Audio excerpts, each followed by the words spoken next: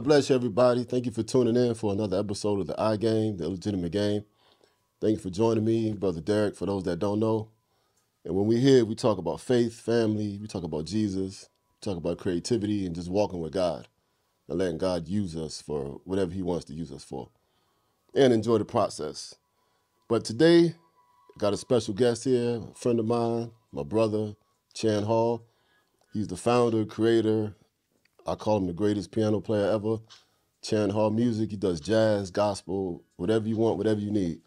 And today he's our guest. And we're gonna talk about life today. Thank you for joining me, Chan. Yes, sir. I'm glad to be here, man. I'm honored that you called me on your platform. Yes, sir. Honored, that you found time to come through, because you worldwide now.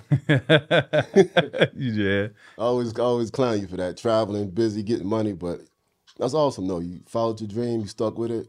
It's taking you places, opening doors. For sure. So how you enjoying the music? How did last year go with the music? Last year was an awesome year for me. I had a lot of dates on the books, and I broke into like a different era. So a lot of times I had this like events or something, a big festival, but I started to challenge myself with like ticketed events, and that turned out really well. I had gigs for all the way from January to December of last year.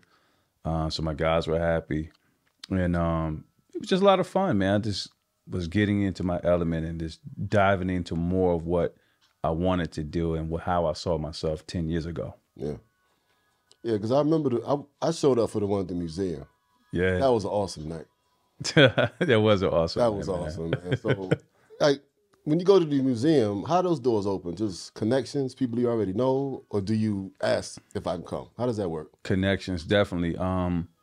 How that happened, that was actually an education gala. Okay. It was quote unquote a jazz gala for all the patrons who sponsor and donate to that organization. It just so happened a lady that's in the organization, two ladies actually, they pitched my name for entertainment. Okay. So it's just funny how things came to fruition from years ago at church. They knew I did jazz and they saw my elevation and they kept watching it. And then eventually they were like, hey, we would like for you to be on this gala. It'd be good to see you. And it was kind of like a reconnection actually, because we hadn't seen each other. I no longer attend that church, but once again, they followed me and I didn't realize they were following me. And they were watching my elevation and growth, and they wanted me to become part of that. They wanted it to become part of that journey of the elevation. Yeah. So just maintaining relationships through the years. Mm-hmm. Yep. Yeah, because as a musician, you don't want to burn no bridges, right? No, I wouldn't want to burn any bridges unless you were asked to do something against your will. Wow.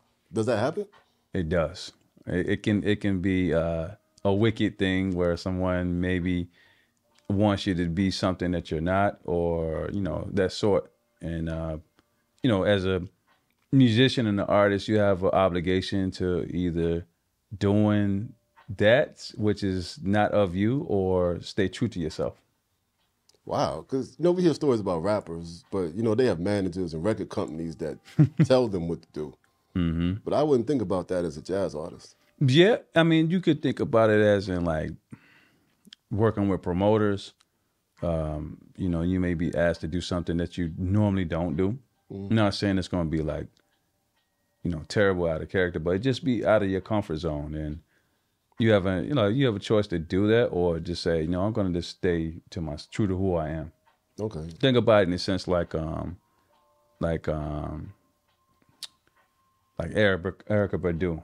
She stays true to herself. She doesn't want to go outside of the bounds of who she is. A lot of times she's like, I'm an artist, and she's going to test what she does on the audience, despite of what, entity comes in and say, hey, we would like you to sound like Beyonce or whoever. And she's like, no, I'm going to sound like me.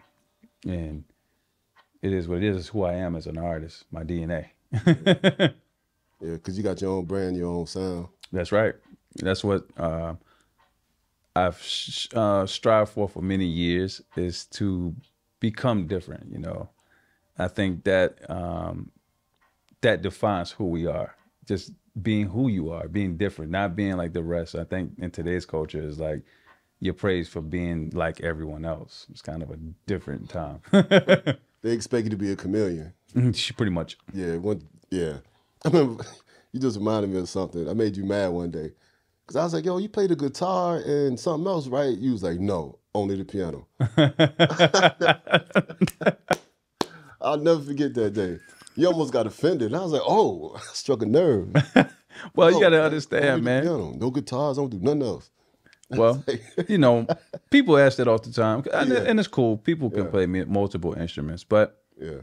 you know, I still haven't mastered really truly what my instrument is now. Like it's so much to learn, and Yeah.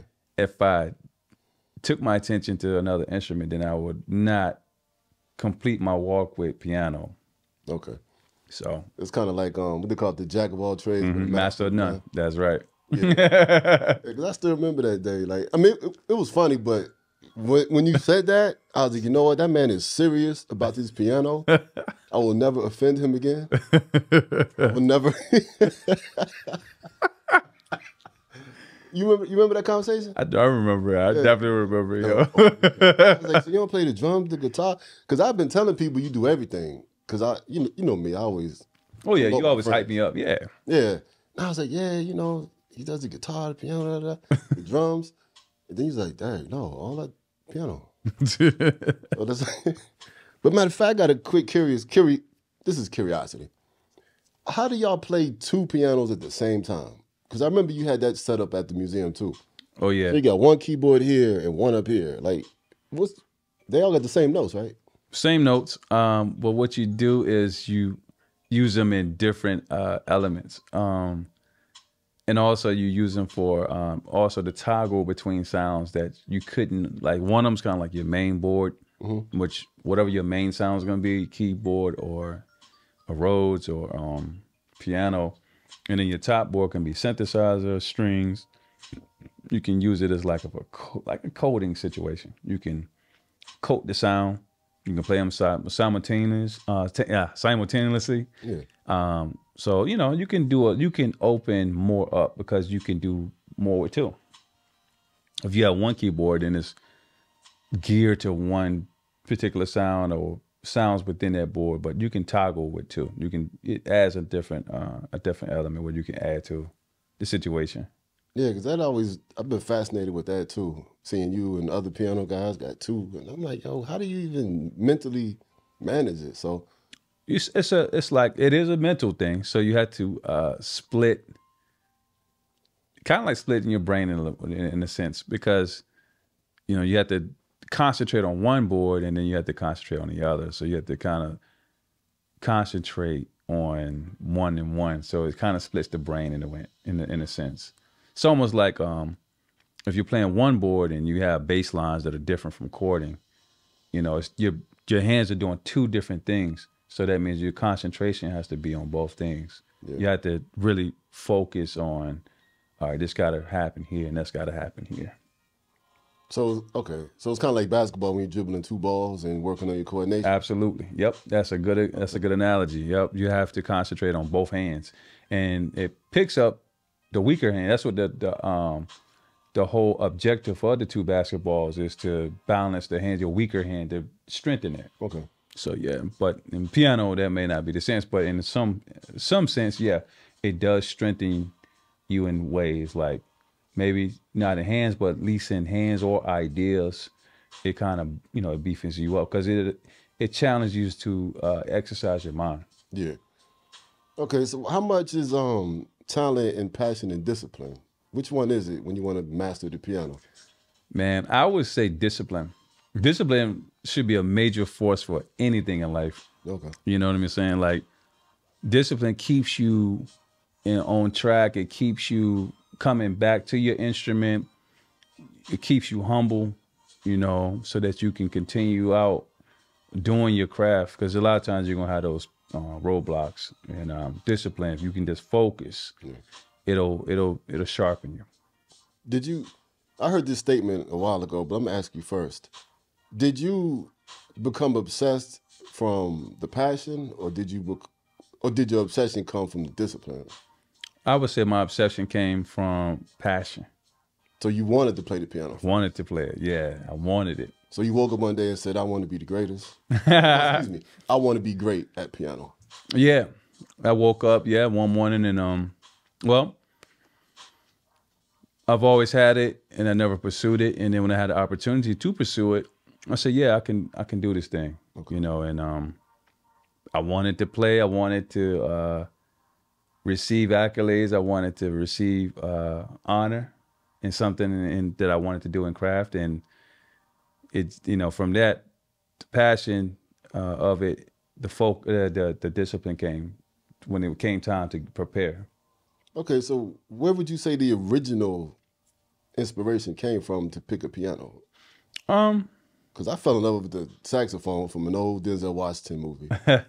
And the older movies, the Prince one, Purple Rain and all them. Oh, Purple. There was just something about the sax I liked. And I always wanted, I need to do it again, but that idea came from, you know, seeing it on TV. And every now and then you would see somebody in church with one, but it wasn't regular. So I fell in love with the sax because it wasn't regular. Where'd your piano love come from? Piano love came from a multiple sources. So church was always kind of how I heard majority of my like music and chords. I'm obsessed with chords. Okay. Good sounding chords. And I used to listen to Music Choice, and I used to listen to like the old school jazz. And, you know, the chords is very rich in piano when you would listen to them. Yeah. And, you know, something about good chords and good sounds that puts me relaxed, kind of like what this music is doing now. The lo-fi. Yeah, it's just, you know, you vibing. You know, it's like, yo, this is all right, you know. So later when I was in 7th grade, there was a program called Upward Bound. And we took a field trip to Washington, D.C. We went to the Kennedy Center, and we were there to watch a play. And the play was kind of like Guess Who, you know. And then on our intermission break, like 30 minutes, I went down to the lobby area on the bottom floor. There was this jazz trio. It was three guys, and they had on tuxedos, and they were just like vibing. You know what I'm saying? They were just like just getting it. And when I watched it as a kid, I was just like, man, that was so cool, man. It'd be nice to, you know, be those guys. It'd be nice to be them. So that kind of drew me in more for the passion. Exposure is very underrated. Very. I tell, especially young guys or fathers, and we both play ball a little bit, and you coach basketball too, but I tell people all the time, exposure. Expose children to anything and everything because you don't know which one is going to like that match. Mm-hmm.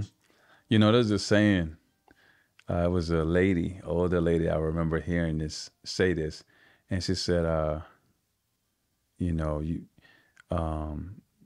let the kids go out and, you know, kind of do their thing because you don't know who you're raising. Yes. Which it can be a doctor, a lawyer, a president.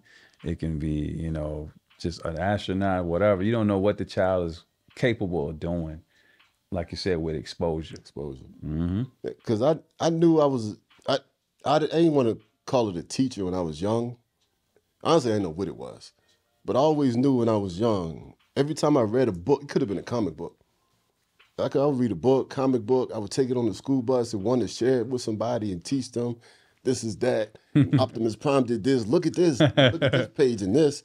So I've always been dispensing information and teaching. Yeah. I've always been a mentor. And it has come as a gift. Every now and then it'd be a curse too, because I would dump down to other people's levels. But I always knew I was that guy, able to teach, able to encourage and support. But I didn't know what that was at 7 years old or 10 years old. Right. And of course, growing up in church, they always say, you're going to be a preacher one day. Even though there's a million different institutions in the world where you can be that guy. Like public speaking, you know. And Upward Bound, I remember that program. We had one at Hampton University. I had a chance to go, but I didn't go that summer. I can't remember why. When I look back now, I wish I went because I know that would have exposed me to different things. Very good program. I met some great people from different schools where I was from in North Carolina.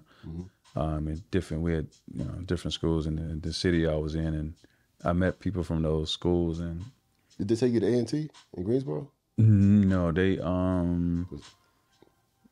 took us to Florida one year to Disney World. Oh wow, y'all did all that. Yeah, we did that, and Okay.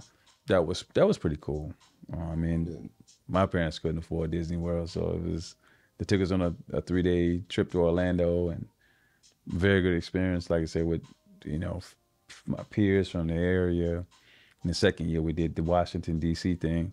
Okay. So that was both trips were great. I mean, they paid for our trips, gave us a little money at the end, and it was like, all right, cool. Yeah, is it Greensboro or Eden? Which one was it? What's that? In North Carolina, where you from? Oh, I'm actually from Wilson, North Carolina, right outside of Raleigh. Wilson. Okay, where I get Eden from? Okay, that's cool. Yeah, I know where Wilson at. Yeah.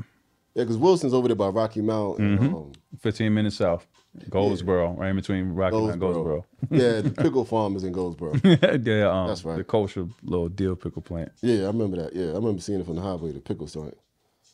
But yeah, it's exposure's everything. Cause like my sons, they did football, baseball, track, Nice. basketball, piano. Well, you gave Karan a couple lessons with the piano. Simeon did drums and he has a guitar now. He wanted an electric guitar. Nice. Okay. But just in everything, some people look at it like a waste of time and a waste of money. I'm like, no. Like I like the phrase you use. You don't know who you're raising.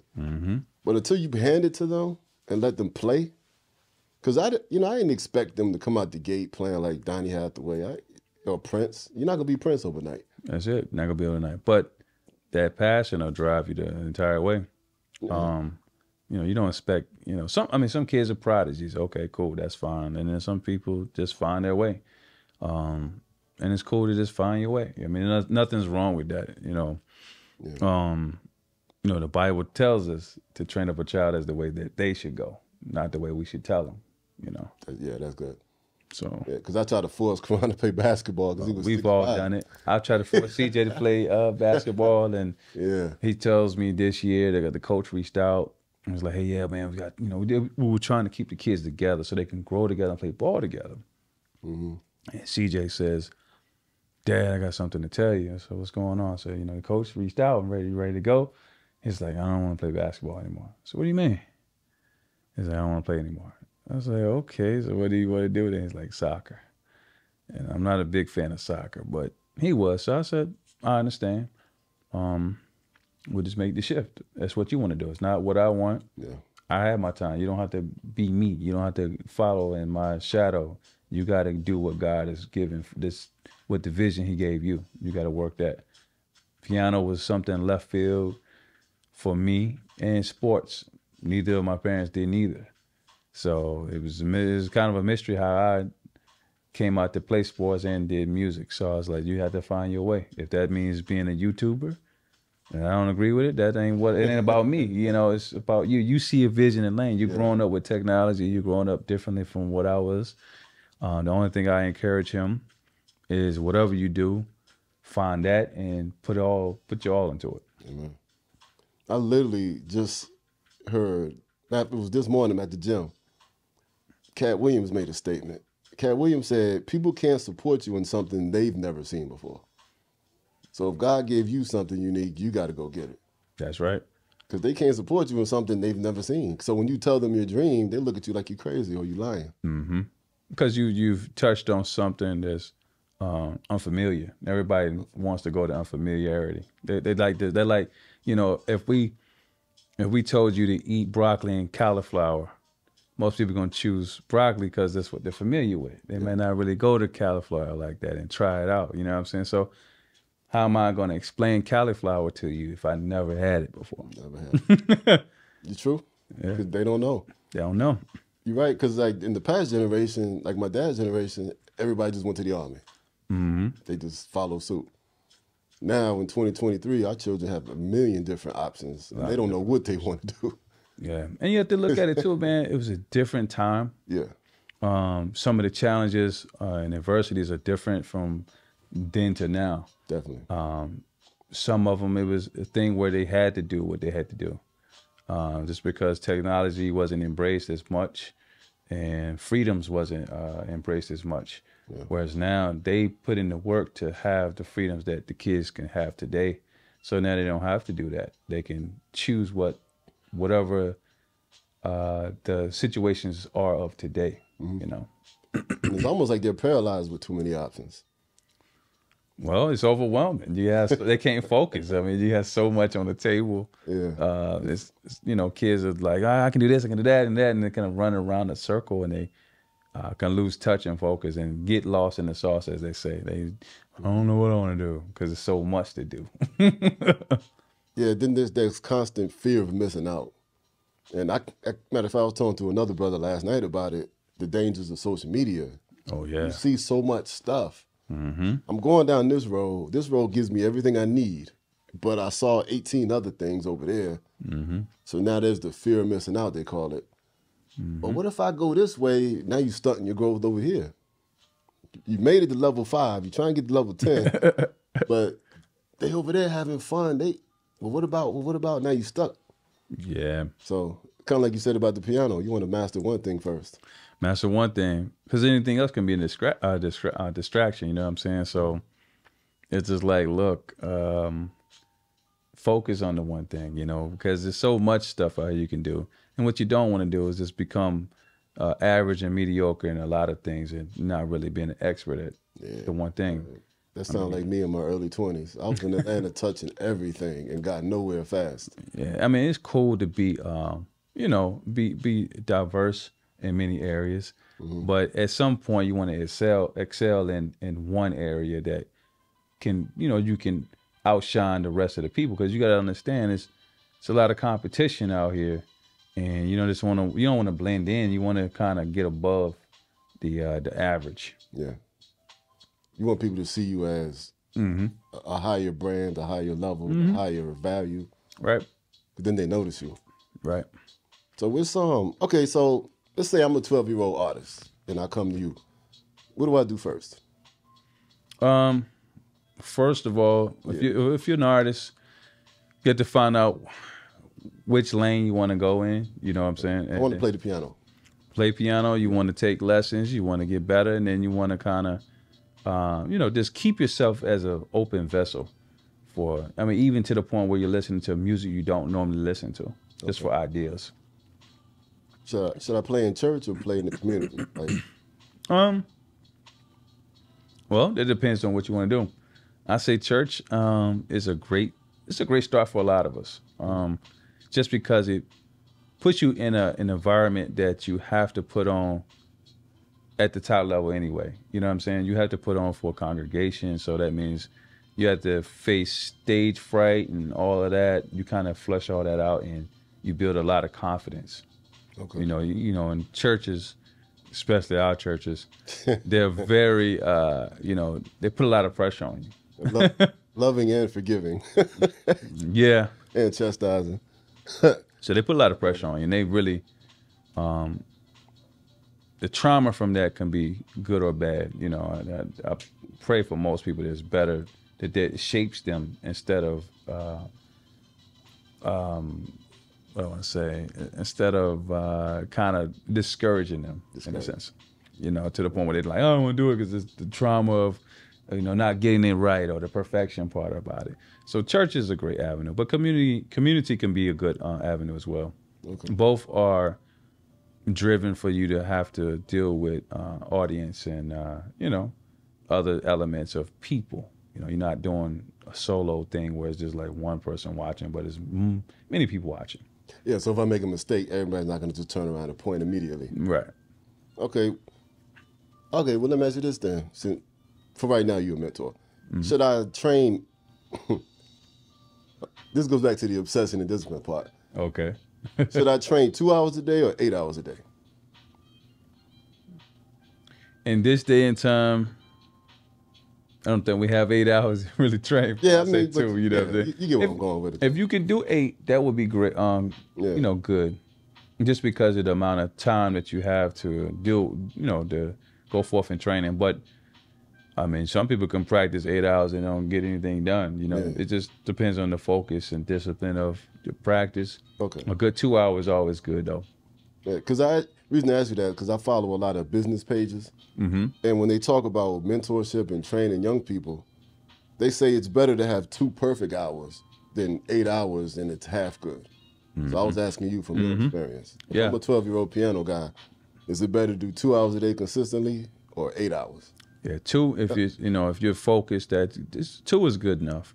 And I say this day and time because you might get over burnt out with 8 hours. Mm-hmm. So you give yourself some breathing room to kind of do some other stuff, and then maybe come back the next day. Yeah, because of course I'm exaggerating, but I'm asking, because some people, that no days off mentality, the hustle mentality. Oh yeah. I got to be better than everybody else. Mm-hmm. Because there are those, like Kobe used to call himself a psycho. He said that himself, not me. But he said, but there are people that's, like you said, burning out. I got to get these 8 hours because I want to be the best of the best of the best. Just depends, man. It depends on the person, the drive, and the focus. Some people feel like, yo, I ain't got nothing else. So I gotta make this work. And 8 hours is like, yo, I'm gonna get it. And then you got the one person or the national average person that just kind of like, I do my 2. You're gonna do just the bare minimum. Okay. I think it was who said, was it Emmett Smith? He said how did the quote go? Because Eric Thomas quoted it. He said oh my God, it was good too because he said all men are created equal, but some work harder in preseason. Wow. So Wow. okay. Yeah, so you got guys who are just doing just the bare minimum. Yeah. And you got guys who are going the extra mile. And the guys who go the extra mile, you notice it. You're exceeding well above the status quo. Yeah. Because the way my mind works, and I talk to my kids about it too, for the 8-hour sessions, I always say put an expiration date on it. Like let's say we doing a show in DC and the president gonna be there. We're gonna go 8 hours leading up to the show. But after the show, we're going back to our 2-hour schedule. Mm-hmm. So in my mind, when I know I have to go hard as a father, a husband, and working and hustling, business, whatever, I try to put an expiration date on things. Mm-hmm. Mm-hmm. But I'm also 45 and I know what it's like to burn out. Be in the hospital. Mm-hmm. So I was asking, as the mentor to the 12-year-old. Yeah, you definitely want to, you want to do what you can do. Yeah. Some people can, just do better than others, but you gotta be in your lane. You gotta do what you can do. Yeah. If you got the family, then of course you gotta have balance. If one thing is off, they could throw the whole cycle off. Definitely. So, but do you agree with the expiration date? Yeah, I think so. Because there's a time to go hard and it's a time to balance. Right? Have you ever had one of them situations where you had to go the extra mile? A lot of times. As a musician? Oh yeah, a lot of times. Oh, a lot of times? I go the extra mile. Okay. And then for my case, going the extra mile ends up landing on the benchmark for some odd reason. I thought maybe, let's just say practice. Yeah. For practice for 3 hours or something like that. And it's like, all right, I'm good. That's all I need. And then the weeks I'm doing like 5 hours or something or 7. And it ends up being like, man, if I hadn't have done those extra hours, I wouldn't have gotten through this situation on this event or gig, or whatever. It ended up being on the benchmark. So I find that going the extra mile can have its benefits. Yeah. But you should still know your limits. If you can't go the extra mile, you need that break, then you gotta have that break, because that extra mile could end up hindering your body's gonna tell you things. And all we have to say, listen to your body. Your body says, hey, look, man, take a break. Take the break. Wow. Is there such thing as, we already hinted about it. Is there such thing as overtraining as a musician? Have you ever showed up at the show tired? Oh, yeah, absolutely. Many times. Wow. Yeah, church, Sunday mornings, yeah. I've been tired from going over repetitively over the songs and stuff, just trying to perfect it, because I know that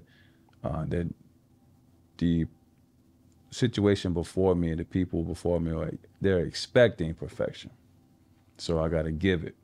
In order to give it, you got to keep going over and over until you till you practice it enough till you don't get it wrong. Not practice it to get it right, but practice it enough to not get it wrong. Not get it wrong. That's two different things when you say that, you know? Wow. Okay.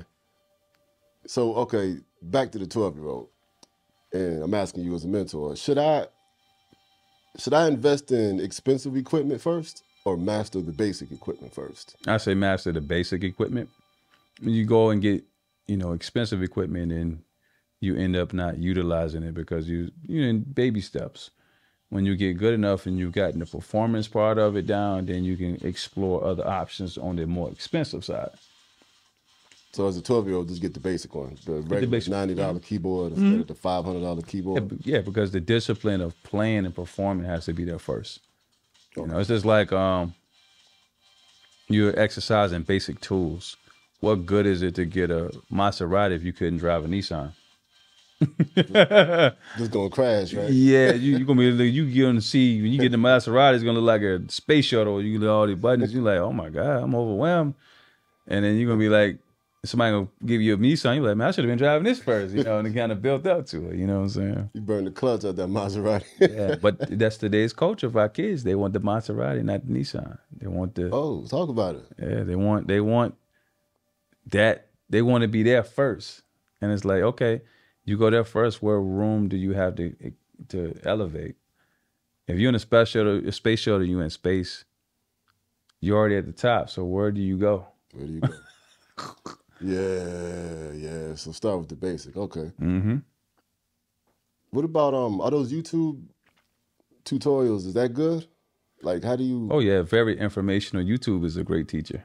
I mean, it teaches me how to do plumbing jobs and everything else as well. The stuff I don't know. Yeah. But yeah, YouTube is a great resource. It'll get you to a certain level, and then you'll have to expand outside of it. But definitely a good start. It's informational. Okay, as a piano player, and we talk about sports a lot, but is it good to learn the fundamentals of the piano, or should I watch another piano player and learn how he played? What would you suggest to a person? Fundamentals. And then create my own sound? Mm-hmm. And then I would start watching others. Fundamentals so that you understand the knowledge of the overall functionality of it. Mm-hmm.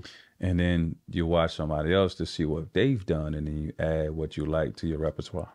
Yeah, because I remember earlier you kept saying you like chords. Mm-hmm. Even to this day. How'd you fall in love with chords? Man, just it's like sounds. And listen to chords, it does something mentally for me to just open doors like meditation or something. You just have a almost like an out of body experience almost. You just kind of like get a peaceful level in a different realm to me. When I listen to different chords, I'm like, man, it's just like colors. I'm just listening to like, man, it sounds so good. Wow. So you, I can't remember who said this first, but you can see the sounds? Yeah, I heard somebody the other day say something like that. It was a little kid, but not necessarily see the sounds, but for me, listening to sounds depicts like illustrations in my head of what, like this, I'm listening to sounds right now. And to me, I should be in a jungle listening to this. That's what those sounds are telling me. I'm like an Amazon situation, like, you know what I'm saying? Right. Like So if I listen to certain things, maybe just because of movies or whatever, I don't know. I just hear sounds are like cinematic. Like this sounds like a scene in an airplane or on a boat or whatever. But right now, this sounds like something's peeking through bushes, coming out or whatever. Yeah. You know what I'm saying? So it illustrates like a pictorial situation for me when I listen to chords. I think that's kind of what that metaphor meant. You can see the sounds. It produces an imagination and emotion. Because I know when I really got into rap music around 92, 93, and Wu-Tang had came out, and that producer RZA, he had all those background noises, background samples. So I fell in love with his style of production because of all the background. Because the bass line's here, the drums here. Right. I was always fascinated with that stuff in the back. the sword sounds, the bells, the horns, and I would literally be listening to the background sounds. Now just imagine, right? So let's stay right there. Yeah. You said you were focusing on the background sounds. If you get 5 other people in this room, they might would have told you, one person might have been like, hey, I just was hearing the beat. The next guy was like, man, all I heard was the bass. And another guy, I just heard the lyrics. So it's amazing that you can put 5 people in the room and ask them to listen to one piece or one thing, and it's going to be 5 different answers probably. True. Possibility. They're not going to focus because people focus are different. I figured that out in school, right? We had this thing where teacher elaborated on the piece, and you just would listen to the responses, and then you just listening to responses is like, I never really thought about it that way, or people, the angle people look at things. It's amazing how humans think about things, the thought process of, and a lot of times when I'm conversing with somebody, I'm analyzing how they process, because I think it's fascinating. How do you process eating your burger? Do you take the pickles off? Do you not? Do you just eat a bun or no bun, or do you put honey mustard on? You know, it's fascinating that everybody is very complex and different on this planet. It's true. It's true. And I love being in, we're going to shift a little bit, but I love the fact you said that because everybody is programmed different. Our antennas are different. And to me, harmony is when everybody has the freedom to be different without fear. Absolutely.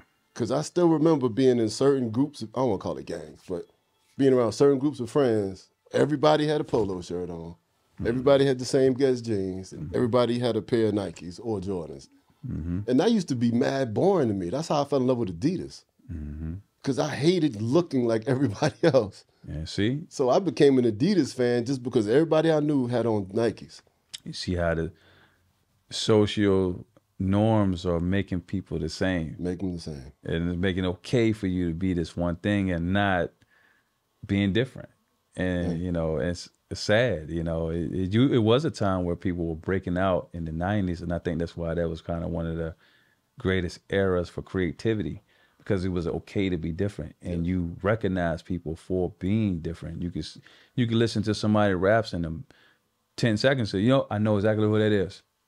You can listen to somebody sing R&B, and you can say, you know what, rap, rock, any genre, you can say, I know exactly, that's Green Day. True. That's Korn, that's Linkin Park, because you knew the sound.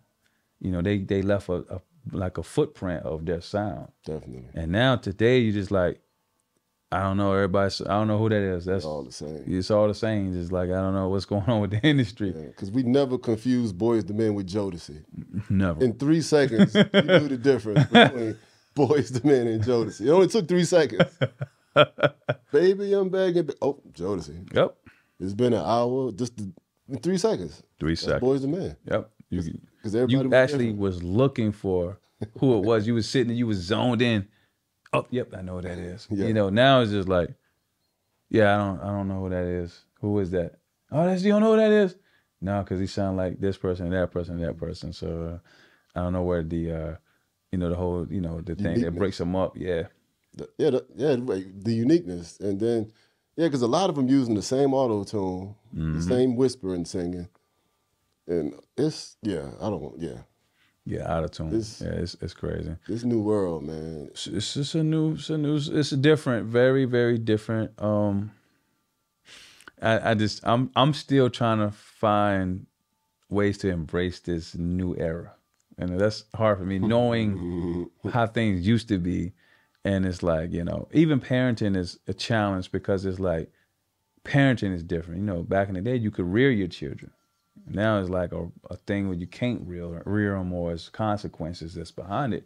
But it's like, at the same time, I know the consequences if you don't do it. Yep. They're going to get thrown into that same default program. Like my Bible teacher, he always called it the default program. He said, if you're not following God, you're going to get depressed. Then you're going to want to fit in. So you're going to follow the world's default program. And they're going to put you in a certain box. And now you feel normal in that box because people accept you in that box. But that ain't the real you. That ain't the real you. The real you is the one God wants you to be. And that person is going to be unique because God knows what he made you. That's it. Like You have to be okay with being different. You have to be okay, not worried about what people gonna think or say. Yeah. You know. Cause I trust me, I got ridiculed for wearing Adidas. But you know, and at the same time, you know, the 90s was a little different. It's okay to clown each other. So it wasn't personal, but everybody let me know, we got J's and Jordans. Why you wearing Adidas? Because I like my Adidas. I don't want to look like y'all. But I was a part of the crew. But I just had to be different, man. Had to be different. That's right. I couldn't, just like when everybody was rooting for Jordan, I was rooting for Magic and Sean Kemp. Like I had to pick the other team. Right. And I ain't even like the Knicks, but I would pick the Knicks in the playoffs because everybody wanted the Bulls to win. Yeah. So I would be in the room getting dogged out. But I just had to be different, man. Man, it's all good, man. Yeah. And when I look back at my life now, I thank God I had that strength and stubbornness to be unique. Because I could have accepted the world's default program. It could. That's what makes the world, in my opinion, go around. Because you got something you had something different to add to the mix. And if it's the same mix, we're not moving and growing. If we don't have, you know what I'm saying? Like, you know, competition and jobs wouldn't be what it was if you did the same thing. To compete, you had to do something different, or you had to top what was going on, not coincide what was going on, and then you kind of stay at the same level. Then where's the growth? Yeah. You know what I'm saying? So what's I remember you said the 7th grade you was in DC and you saw the jazz group. At what age do you feel like God was pushing you to focus on music? What age did it click? I would say around 17. 17 years old. 16, 17. I got into band. That was before college, okay. I wasn't playing piano, but I was playing marimbas. And I got into percussion to play drums, the drum set. We never played the drum set. So we played all mallet instruments, which is like keyboardic instruments like vibraphone, marimbas, bells, you know. Mallets, that's right. Mallets. Yeah. At that time, I was thinking like, this ain't percussive, but it really was. And then what I did not know was that setup was a keyboard. Everything's on it. It's just like playing a keyboard with 2 fingers.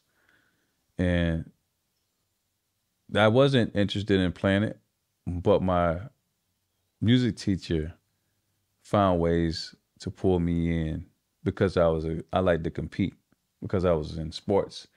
So because the competition part of trying to beat him every day drew me into playing. Wow. Yeah.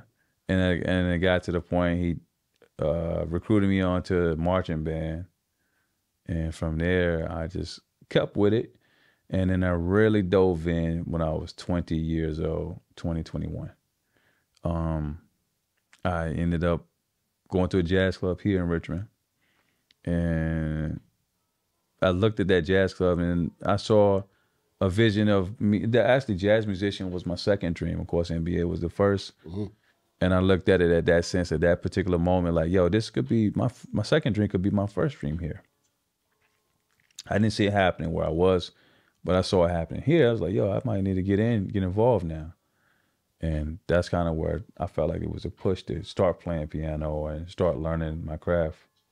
So it was internal. There was nobody else pushing you at that point. It was just internal. Internal. I never had situations where people push me to. I always kind of a thing internally that kind of kicks and goes and it says, you know what, you need to move on this. Wow. Yeah, like I said, sports. Yeah. My parents wasn't doing sports. That was something internal for me to do that. You know, so the things I did and have done was because of me. You know, I had to be the biggest motivator in what I wanted to do. And I had to have drive for what I wanted to do, the discipline, the focus on what I wanted to do. Say that again. I have to be what? I was my biggest, motivator. Say that one more time for everybody. Everybody listen. I was my biggest motivator. Yeah, that's big right there. Because this football trainer I used to take Quran to, he former NFL guy. Oh, okay. And he used to say this at practice a lot. The child has to want it more than the parent. Then he would tell the players, you got to want it more than me. Mm-hmm. You're paying me to train you, but I can't do the work for you. Mm-hmm. That's why I asked you to repeat that, because I have to be my biggest motivator. That's right. Because challenges are going to come, distractions are going to come, Mm-hmm. but you got to want something for yourself. That's it. That whole discipline piece will keep you there so you don't tarry back and forth. Yeah. When you feel like, when you're disciplined, you got a bullseye target. You're like, this got to happen, or I got to get this, or this has got to happen the way it's going to be. And nothing else is going to stop me. I'm going to get there. There's no point, nothing. We're not accepting no's for answers. I don't care how many times I fall. I don't care how many times it takes. Yeah. I'm going to study every day until I get this. When you get to that point, Gotta want it. gotta want it. When you get to that point, that's going to separate you from the average person. Definitely. They playing for just to play. I'm playing for a whole different reason. Everybody watching this, we talking about music right now, but what do you want? Think about that for a minute. What do you want? Not what the world tells you to do, not what they got. Sometimes we get distracted and want what they got. What do you want? And he just said it himself. Great musician, he had to be his biggest motivator.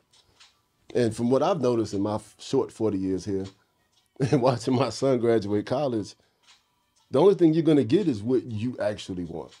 Mm-hmm. So it's kind of like earlier when you were talking about the cheeseburger. I can get you a cheeseburger, steak, hot dog, slice of pizza, slice of ribs. The only thing you're going to take off that plate is what you want to eat. Mm-hmm. Now, me as a parent, I offer everything. But you're only going to get what you actually want out of life. That's it. That's it, brother. You know, now as a parent, of course, we sacrifice here and there. But you said 20 when you started, when you focused at 20, right? 20. I was already late in the game. Yeah. A lot of people I know, some of my peers today, they started when they were 10, 12, way younger than what I was at. Here I am, grown, bills to pay, and I'm thinking about, hey, doing what seems like the impossible to do at my age. Is like, you would just have said, nah, you're not going to be able to do that, bro. You working right now, full-time job, you got your apartment, whatever, and responsibility to some of the standard, well, no, not like a whole family, nothing like that, but still, you would think that would overshadow, and I would just fall to the wayside and say, I just give up and not want to do this no more, whatever. At this age, I'm already late in the game. I was going to clinics, I was going to piano lessons and to jazz academy, and then it'd be students in there that's in high school, way younger than me. So I felt like when you go to college and you got that 30, 40-year-old in the class and you got 18-year-olds in there, that 30, 40-year-old feel out of place because it's like, man, I feel like I'm late in the game trying to change in life. And that's kind of where I was. But like I said, the discipline kept me focused. I knew I had a certain time and objective to obtain at a certain point, and I wanted to achieve it. Regardless who liked me or who liked it or who thought it was right or thought it was wrong, it was just me and that focus at the piano at that time. Yeah, because what I'm learning, we talked about this right before we started recording, but their success and your success is two different definitions. Mm-hmm. So starting at 20 or they started at 12, you still had your own road to travel. Mm-hmm. So how would you define your success? Because in my mind, I see you as successful. But according to your standards and your goals, would you consider yourself a success? That is a very good question. Yeah. I would say yes, considering everything I overcame. Because you got 2-3 albums already. Oh, I got more than that. I got 6 albums. So I ain't even know it was 6. Yeah, so 6. I'm going to say that's a successful musician right there. I mean, of course, I think every day to myself, I could still be somewhere different and higher than where I am. But I would say yes, considering the environment I grew up in, considering the odds that were against me, considering the adversity that was happening to me. I overcame it to do this particular dream. and this passion. I So yeah. Yeah, I ain't know it was 6. Congratulations. Thanks. Yeah. Matter of fact, can you name them for the everybody watching who don't know? Sure. First album was Dreaming After Dark. Second one was Musical Addiction. Third one was Enchantment. Fourth one was Over the Roads. Fifth one was Something to Prove. Sixth one was Summer Cookout, which is my latest one. Summer Cookout. Mm-hmm. And these all available on where? Where can we get them? Oh, on all platforms. Spotify, Pandora, just YouTube, everywhere. Everywhere. Yep. If you just Google my name, Chan Hall, it will pull up everything that you need to know. YouTube videos, bio, whatever you need. Yeah, because Enchantment was the first one I bought. Yeah. I remember that one. That was the first one. I think that might have been when we first met, actually. Yeah, I think so, because... Was that 2012? Was it? No, it had to be somewhere like 2013, 2014. 13 or 14, okay. Yeah, I remember your cousin having to play for your mother's birthday. Yeah. In Peters, Colonial Heights? Hopewell, yeah. And that's when I met you at the party. Yes, sir. And then you wanted Karan to get lessons. Yeah. And I came back. He allowed me to be tired because I was working this CDL job. Just like, fall asleep on the couch. Yeah, tired. Because that night, Karan, he played Jesus Is Love at the birthday party. Yep. Mm-hmm. That was one of the songs he was comfortable with in public. Yep, because you had said is it okay for him to play? I was like, yeah, go ahead. Go ahead, crack at it. What we talked about an hour ago, exposure. Exposure, that's it. And that's the name of the game. Like, for all of y'all with children, expose them to anything and everything. And yes, they're going to fail. But that's part of the game. That's part of the game. Put them up there, let them fail, and they're going to let you know if they love it or not. But yes, they're going to fail, but expose them to everything. I'm going to talk about that for a little bit. Yes, sir. So the failure piece is necessary. That's what a growth is. You know, I think about all the jobs I had, right? And now, especially like retail. Mm-hmm. I'll talk about this experience. So when I first moved here, one of my first jobs was at Hex, which is a Mayday company store like Macy's or whatever. Yeah. And I was at Regency Square. And I wanted to sell products in the men's department because I was familiar with it. They didn't put me there. They put me in housewares and domestics, which I knew nothing about. So maybe like 1 week, the next week they threw me to the wolves. I was like, yo, I ain't really comfortable selling. You know, I don't really want to sell. Well, it was very uncomfortable. And I did some things wrong. But I had to find my way until I got comfortable and then build my repertoire up. So those L's I took, I knew what not to do again. And then it forced me to learn the position to the point where after probably a month and a half, you could have any customer come in there. I felt like I could have sold them, you know. But if I never had those failures to build that kind of core up, I would have just, you know, anytime I come to a problem, I would fail. Because I had never worked it out. Didn't work out the problem solving situations. Yeah, because it felt like God works. It's almost like if you do it God's way, he builds your character, then he promotes you first. Mm-hmm. But sometimes if you're so comfortable in this one area, you'll promote yourself, and then as soon as the first roadblock comes, you self-destruct. You self-destruct. Because you don't have the character to hold it. Mm-hmm. Which was why God tests you. He's going to test you. Like, everybody's tested in the Bible. Everybody's tested. Mm-hmm. And even Jesus was tested. Yeah. Even Jesus wanted to get out of the situation for a minute. Because he was like, Lord, I don't know.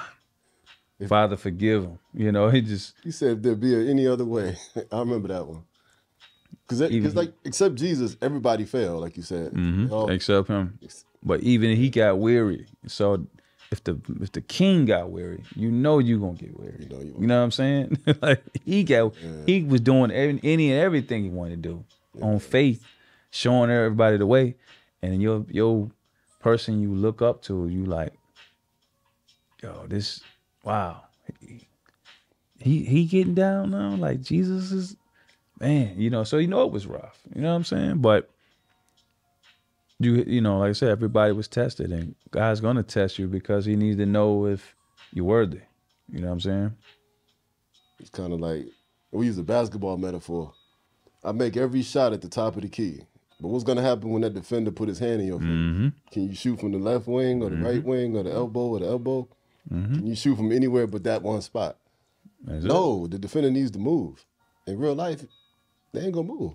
And you think as a coach, you see that, you put that defender so that it could challenge him, so that it would strengthen him. You know what I'm saying? Because those situations could be real world, real game, in-game situations where that happens. And if you hadn't practiced on it, you're going to be like, man, this is, we've seen the weakness now. We didn't, exploit that and build that up. We didn't prepare for it well, so.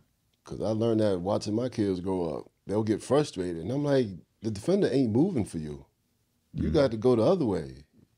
You got to learn how to shoot over here. You got to dribble between your legs. You got to do something because he's not moving so you can make your shot. That's it. In the real world, the earth is not going to shift to make it easier for you. Nah. You have to develop character, skills, the ability to adapt, the ability to be humbled enough to know I can't do this. I need to do it a different way. But I'm afraid for some people who want the world to bend to their will. Yeah, it's a lot of people like that, unfortunately. And it doesn't work. It doesn't. Some people, it doesn't work. They might work for a while, but it's going to eventually catch up. It's going to catch up because you're going to get exposed for what you don't do. For what you keep trying to hide and cut and shave, it's going to come out. Somebody going to blow that up. Somebody going to see that weakness and say, oh, we knew you had one. We knew you were cracked. We knew you were cracked. Yeah. And then they're going to blow that thing up. And then, it happens. It's just like in sports teams. One team beat you, guess what the next team going to do? Watch film on your weakness. And what should you be doing right now? Going and working on that weakness we were failing on, so that don't happen again. Because the next one's going to pray. They're going to prey on that. Yeah, they're coming for that weakness. Yeah, but see, I need you to make mistakes so I can win. I don't want to get better. I need you to make mistakes. And it's lazy people, man, that wants that to happen. Yeah, they want to get the next level and don't do anything. It don't work that way. Can't get the next level. You want the Bentley, you don't work for it? How that gonna work? Lower the price for me. Ask Bentley and see what happens when you go on the lot. They'll tell you to come back. Yeah. And say, hey, look, hey, I don't know what you thought, buddy. Nissan's down here. Maybe they'll lower their prices. And I don't think Nissan's gonna do it either. Ain't it, man?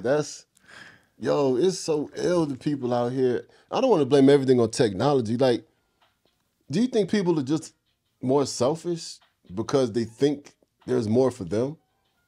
Let me word it a little bit better. Let me say it like this. I'm trying not to blame everything on social media, though, but when you see all the stuff, when you see everything they got, do you think people start to believe I should have it too, even though I didn't go down the road they went to get it? You should always work for it. You should always earn it. But I can see it. Why shouldn't I have it? Why do I have to put in your 20 hours of piano practicing? Why can't I get on stage? All I got to do is walk these 3 steps to get on stage. Yeah. Well, hey, get on there and see what happens when you don't practice. Yeah. When you do that, I mean, you're going to find a truth out, you know what I'm saying, that you ain't put the work in. I mean, work in. Yeah. And, but what they're witnessing should motivate them to want to get involved and figure that out. If you just want to look and then envy, then that's a different thing. Yeah. Envying is a lot of people do it, and I don't understand, because you got the same right and ability to do it. Unless you don't have the ability to do it, then do you need to find something that you can do with your ability. With your abilities. And yeah. Because I watched that when Karan was playing basketball for AU, we watched a lot of Steph Curry videos, watched a lot of Kobe videos. Zach LaVine had a video where his dad used to train him behind the house. Okay. Running in the sand and stuff like that. Him and his dad were training. So I was showing them, these 3 guys are great. Because Zach LaVine, this is when he won the 2 dunk contests. Okay. I can't remember what year that was. I think it was 2016 or something. Yeah, it was around that time, yeah. Because Karan was playing on AAU basketball. He did 2 seasons. So I was showing them the training, and I'm like, yeah, this is awesome. We see the highlights. We see them winning championships. But this is what they had to do to get it. So I was trying to get him and Simeon early in their life to understand. Practice, then you awesome. You're not going to be awesome just because you look good. So we have to work for this. Got to work, man. That's the key word, working for it. Don't be afraid of the work piece. Yeah. You know. Steph Curry, I think he was shooting like 1,000 shots every day. Yeah. So when we see him great, he worked for that. You know, I used to watch a lot of Jordan tapes, VHS tapes, just because it motivated me. Yeah. But the cat would be up 4 or 5 in the morning or 3 in the morning, shooting, practicing. Cats was sleeping. It was at home, their third dream. This dude was up. Third dream. Yeah, he was up working. Jordan, yeah. Because he wanted to make sure he came in that court, he was dominating. The only way you're going to do that is if you put in the work. Guys were just doing the bare minimum. He was going the extra mile. Yeah. And only people that could compete with him were doing the same. They knew, hey, man, Jordan up at 3. I got to be up at 3 too, lifting weights or whatever. I'm not going to let him beat me tomorrow at this game or whatever. They're going to compete. And Jordan felt like he had to outwork him. And that's just what it is, man. You got to put the work in to get to the spots that you want to, get to. Yeah, Jordan, I can't remember which year it was, maybe 91, 92. But you talking about the VHS tape, he was the first person I ever seen training in a swimming pool. Because he was running up and down in the swimming pool, and he was shuffling back and forth in the swimming pool. Yeah. And I was like, why is a basketball player, I'm mad young, like, why is a basketball player in the swimming pool? Then, the documentary was going, yeah, he's training his balance and agility, tendons, all this other stuff. And they was like, yeah, when you get out of the swimming pool, your legs feel like noodles. But I'm a kid, like, why is a basketball player in the swimming pool? Because all that training helps and it works. So early in life, I was saying, okay, this is what it takes to get somewhere. And then it humbles you. Because he was not Michael Jordan in that swimming pool. You know what I mean? Yeah, it took him out of his element probably. Yeah. And it humbles you. Yeah, no, it definitely helped him because in the game shots, if his legs tired in the fourth quarter, then it's helping him to push the extra mile. When guys are winded and tired, it shows. He can keep going. I mean, keep going. And they were like, man, he don't get tired or something. What's going on with him? Because he putting in the work. I was in that swimming pool all summer. Yeah, he was putting in the work. So that's what I'm learning about life and training and elevation and promotion and even being able to love other people. You have to be humble here to shine here. Because in that pool, he wasn't Jordan. He was a client to the trainer. There was no basketball. There were no shoes. You know what I mean? There was no cheerleaders. There was no music. In that pool, I'm a client of this trainer. But because I'm humble on this court, when I get in that basketball court, I'm Superman. So humility is always in the equation for promotion. Yeah. So like have you had any piano mentors and teachers along the way? Oh yeah, absolutely. I still have some. I ask questions of things that I need to know. Who's a couple of those guys that you want to shout out and let the world know they're great? I want to shout out Thomas Lunsford. He's a great resource to me. Sean Nicholson. He's a great resource for me. He showed me some things that I needed to do differently. He didn't really tell me things, but I watched how he played, and I was like, yo, I need to add. When I was starting to practice, I was like, I need to add certain things to my repertoire to strengthen me. Who else on a piano mentor? So I have there's non-piano mentors. Mike Hawkins. I think you know Mike from back in Bonaire. I'm Bonaire. Hawkins, yeah. He's a mentor. Told me that things that I needed to do to kind of shape me. Kirby Reed. He's a mentor for me. Then my mentor James Saxmo Gates. He's a mentor as well. But yeah, I have several mentors that that I have paid attention to, and they have shaped me in ways to who I am today. Yeah, I remember Hawkins. He good peoples. Because I always call God the ultimate chess player because he put stuff here and there. Then later on, you realize how it all came together for your good. Yeah, God definitely orchestrates. Yeah, and in ways that you either know or don't know sometimes.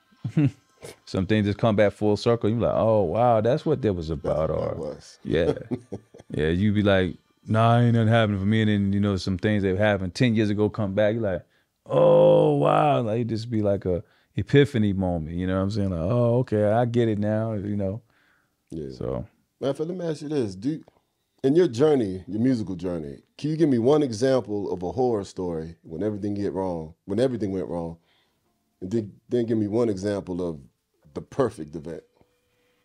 everything went wrong. Yeah, like musical Man, horror story. Like you showed up and the keyboard was broke or something. Like you got any stories like that? I'll tell you what. I had a scenario. Wasn't so much playing, but I was all right. So I was trying to do a live show during COVID, right? Mm-hmm. And at that time we couldn't perform, so I figured I'd start my own little thing. So all right. So a friend of mine, matter of fact, the girl that you saw at the event that she sung for us, Jewel. Jewel, yeah, Jewel Booker, yeah. I was doing her as an artist. Okay. So I was like, all right, I was doing like what we're doing now, like an interview, but then we have a performance. I had a band to do the one song or two songs she wanted to do. Yeah. Well, my buddy, he said we couldn't use his garage. So I had asked Jewel, is it any place we can do it for you? We had somewhere else. So we found a place. I get over there. I set up all the equipment. It takes a long time to set the equipment up. Then the time we had it set up by a certain time. And it was like, okay, 7 o'clock is coming. I hadn't got the stuff ready. So I tried to do the live and it did not work for some reason. I don't care what I did, nothing would just work right. Nothing, not even the sound, just the whole thing was a bust. And I was like, yo.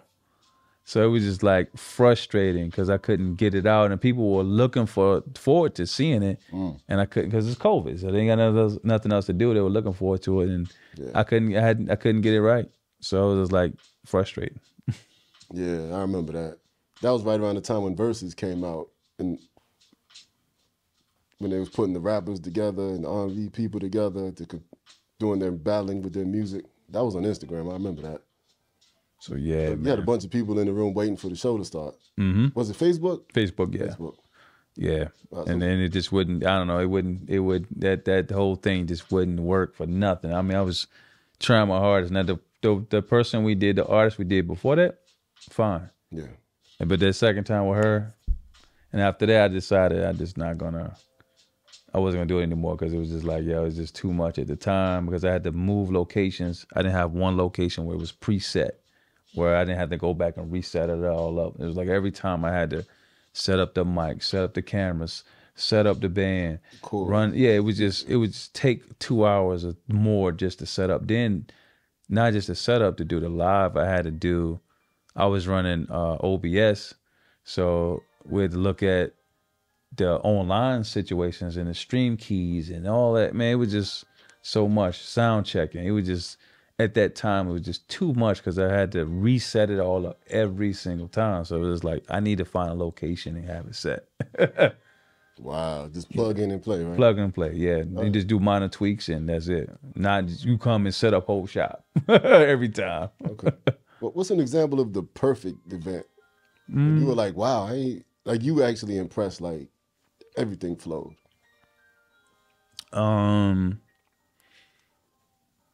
Perfect event. Yeah.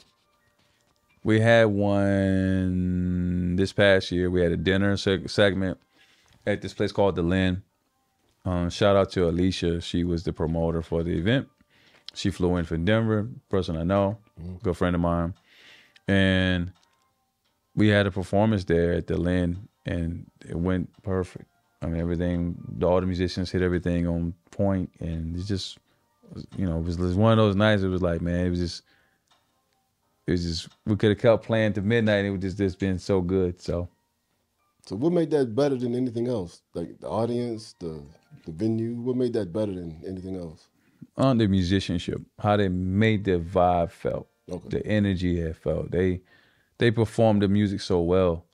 They was just like, man, sometimes you get performances in the band just ain't on point. You just like, so you got to deal with it. But the band was on point. It made me want to play, and I played out. Showed up.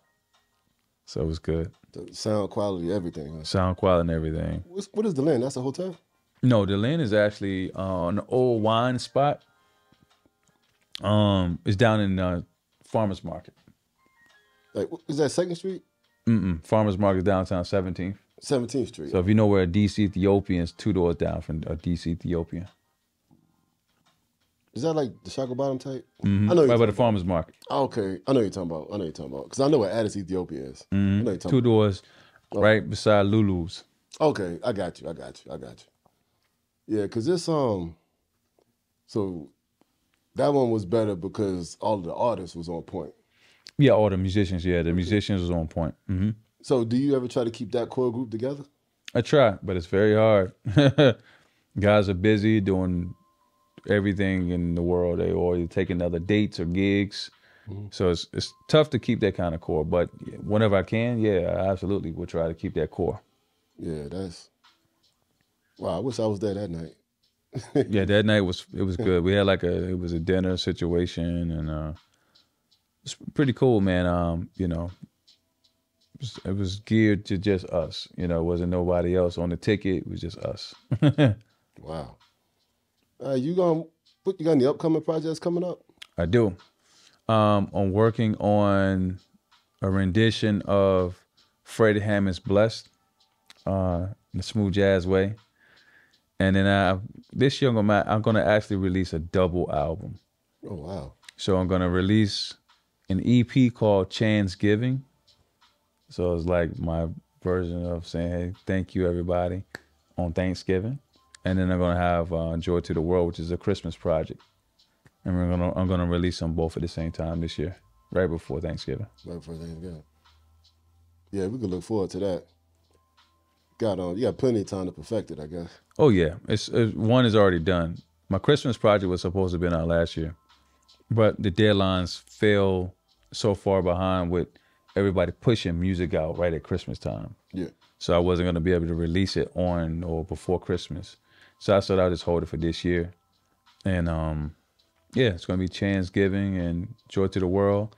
And like I said, I got a new rendition of Blessed that's gonna be coming. And then I'm gonna be releasing a Father's Anthem with some rappers on it as well. Okay. As a single, 2 singles and 2 albums. Yeah. How do you, other than, like this special Christmas, Thanksgiving thing, how do you find the inspiration to make a song? Is it based off experiences? Do you wait for the inspiration, or do you just create? A mixture of all 3. Yeah. Sometimes I'll just be playing at my piano, and I'll just be vibing, and I'm like, you know what, man, this might make a good song. Let me try to develop this. Or it could be a situation, I had an experience, and with the experience, I was like, okay, well, hey, I remember this experience. This is what I thought I felt like it should have sounded like. And then translate it into a musical a musical situation. Or, it could be a situation where it's like, all right, I need to create something because I got a X, Y, and Z, and you're kind of forced to do it. I don't like to do it that way because it sometimes don't turn out that great. I like to let it happen naturally because you can kind of build on a natural situation. Yeah, because when you got deadlines, it kind of stresses you out a little bit. It does. And it don't often come out the way that you want it to come out, or because there's a deadline, you're not putting your best foot forward because you're trying to meet the deadline. Yeah, because when you're in stress and survival mode, you can't be creative, can you? Mm-hmm. Or do you make a sound, but it ain't the sound you want? Right. You make it, but it ain't the sound probably what you could have done. Okay. Because you're trying to get it out at a certain time. Yeah, because I remember when I was trying to be a rapper, I would write something, and that day it was dope. But 3 days later, I would go back and read it again, and like, what is this? And I couldn't even use it. Right. Because that day I was in that mood. But today, this is trash. This is trash. It's trash. I was just mad. Like who even? I'm not even gonna lie to you. There were times I would read through my lyrics and be like, who wrote this? Because I was in a different spirit and attitude that day. Gotcha. So, is it the same with musicians? Because rappers, everything is a word. Like, is it the same with musicians? It can be. That's all I'm gonna say. It can be. So you just beating the keyboard out of anger and frustration? Well, whatever it takes. I mean, I made 3 of my albums based upon bad situations. Wow. Yeah, and adversity. You gotta think, when you're under pressure, that creates a lot of creativity and thoughts. What's happening when you're under pressure? Think about it. Even in the reason why we are so athletic and everything, because we're under the pressure. You know what I'm saying? Pressure kind of creates those avenues for you to. That's because you got no choice. Slavery created, it was a lot of pressure. So when we come out of it, we're still doing that superhuman strength stuff that's like crazy because we were put under pressure to do that. You know? That's a good point. Because when you shake hands with a plumber, you know he a plumber. You know it stink, don't it? Yeah, but hey, Yeah, you're right. yeah, he grip your hand tight. But I mean, at the same time, like I said, the pressures and for you go through your anger moments, a lot of thoughts are happening in your anger moments. True. So if you can channel those into something positive, like music, you get the pen and pad if you're a rapper, and you're right. Write about those experiences, and guess what? People connect with you. And that's what this is. So the music of today is about connection. A lot of people, they want to connect with you. Yeah. If they can connect to a story, if you're a rapper, they feel like, man, I was going through the same thing. I like that. I vibe with that. Yeah. They with it. You know what I'm saying? Yeah, he's speaking for me. That's an experience because now in the music, you feel like, man, this dude was living what I was living, and you really into it and intact. So, Yeah. if you were selling dope and crack and they spoke about it, guess what? It was a connection because he was doing what I was doing, you know, or whatever the case may be. I had 5 side chicks and I had them too, man. So we got something in common. Yeah, man. I thought I was the only one. He said it in his rap, he building a comparison to what's happening with the music. You know what I'm saying? So in your angry moments, yeah, pen and pad, whatever you speaking, somebody out there is gonna vibe and connect with that situation. Music and emotion. It opens you up. That's what it is, man. A lot of music is about emotions and makes people feel a certain way. Music makes people feel good. Yeah. That's emotion. So when you make your music, is it introspective, happy, cookout music? How would you describe Chan Hall's sound? Vibes. Yeah, vibes. I like my music on vibes, so I'm passing it to my fans. And but you can play it at the cookouts and any occasion. But a lot of times for me, music is therapeutic. When I fold clothes, I like to listen to music because I hate folding clothes. So it takes my mind off of folding because I'm thinking about something else from the sounds that's happening. Yeah. So, when I'm reading mail or reading stuff I don't want to read, I put on music so it can take away from those situations and put my mind on something else so I can get it done. Yeah. All right. Well, we're gonna end with this because you still got time to play a song for us, right? Yes, sir. All right. Let's end with this. What word would you give any aspiring musician who wants to get into the business and have a long-term career? What would you give them? I would say make sure that you're very intentional about what you're doing. Make sure that whatever it is that you're doing it to your fullest ability because it's going to take all of that effort to be able to do it. I would also say stay disciplined and very humble, and that's going to take you a long way. Don't get to a point of being or feeling like, you're very prideful. The Bible speaks, the fall. So you don't want to fall because you're prideful. Confident, yes. Prideful, no. So that's what I would tell people that are pursuing or going after that thing that they want to do. You know what I'm saying? Discipline. You talking about discipline or not? Yeah, keep that as a center focus. Discipline is that focus that we need to endure. You know what I'm saying? Like, if you don't have discipline, what else do you really? I mean, how are you going to endure? Because you're going to be distracted all along the way and tested around the way. And you need to be able to stay in and hang in there and get through. Amen. All right, everybody, please stay tuned. At the end of this interview, we're going to get a live performance from Chan Hall so you can see the music and see the progression and see the professionalism. And it's just an example of it, you know, what he's done on his 6 albums and his long career. Great musician, great artist. So appreciate you coming, brother. Yes, sir. God bless you. Hey, what's going on, everybody? Look, I'm Chan Hall. Look, I need everybody to, visit me on all my social medias, Chan Hall at Facebook, Instagram, Threads, X, Twitter, whatever. Look, I'm on all of it. Just Google my name as well. Find more about me. Find more about my products. The song I'm getting ready to do right now on this show is coming from my latest album, Summer Cookout. The song title is Summer Cookout. So look, we want you, you guys to just relax and enjoy, man. And also, reminder, check out Chan Hall.